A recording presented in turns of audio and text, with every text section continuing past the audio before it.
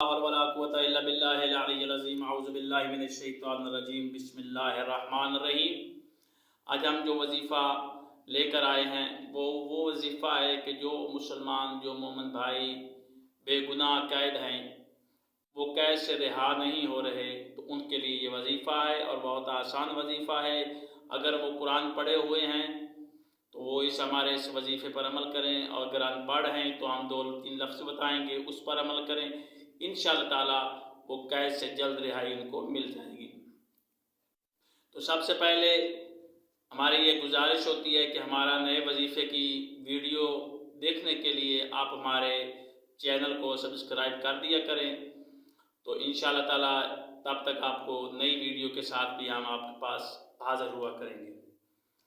آج ہم جو بتانے جا رہے ہیں سورۃ انفال، 7 مرتبہ آپ پڑھیں۔ سورۃ انفال قرآن پاک میں ہے، اس کو آپ روزانہ 7 مرتبہ پڑھیں، انشاءاللہ آپ کو قید سے رہائی ملے گی۔ 1 مرتبہ سورۃ طور آپ کو پڑھنا پڑے گی، اور 1 مرتبہ آپ کو سورۃ انفطار وہ پڑھیں، اور 1 مرتبہ سورۃ یاسین، یہ آپ پڑھیں تو انشاءاللہ تعالیٰ جو بھی بے گناہ قیدی ہوگا وہ قید سے جلد رہائی پائے گا۔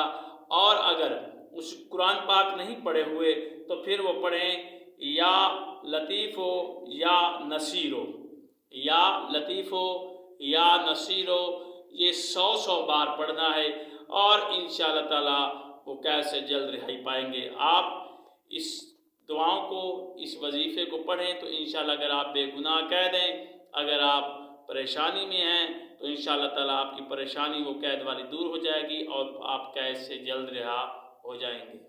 اللہ تعالیٰ آپ کا اور ہمارا حامی و ناصر ہو۔ خدا حافظ۔